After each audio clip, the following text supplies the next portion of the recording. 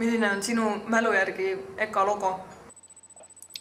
EKA logo on tiibadega hobune, kus on tiivuliste sandaalidega mees peal. EKA logo on tiibadega hobune, kes siis lendab ja tal on seljas tiivuliste sandaalidega mütoloogiline tegelane ja selline ta välja näebki, selline nurkeline ja hobusel on silma asemel suur ümmargune auk. Miks sa õpid just EKA-s?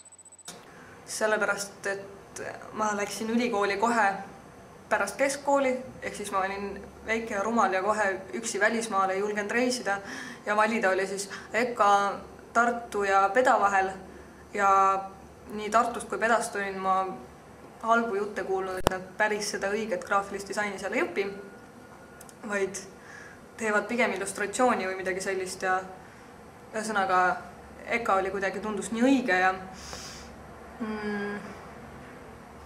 EKA-s õpib ka mude ja kuidagi kõik viis sinna, et peaks ikka EKA-sse tulema. EKA on Eesti Kunstiakadeemia ja EKA-s saab õppida graafilist disaini ja nüüdseks on juba selgunud, et see osutus selleks asjaks, mida ma tahtsin õppida. Ja kui ma paraku lõpetasin keskkooli, siis see oli üks minu valikutest ja ausalt öeldes oli lihtsalt kool, kuhu ma sisse sain.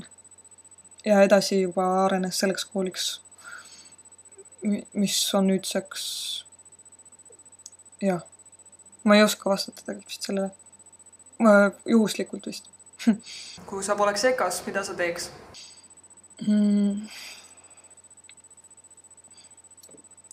Kui ma poleks EKA-s, siis ma arvan, et ma õpiks filmi ja režiid ja oleks režissöör ja teeks filme ja näitleks ise filmides ja kirjutaks lugusid ja oleks muusik.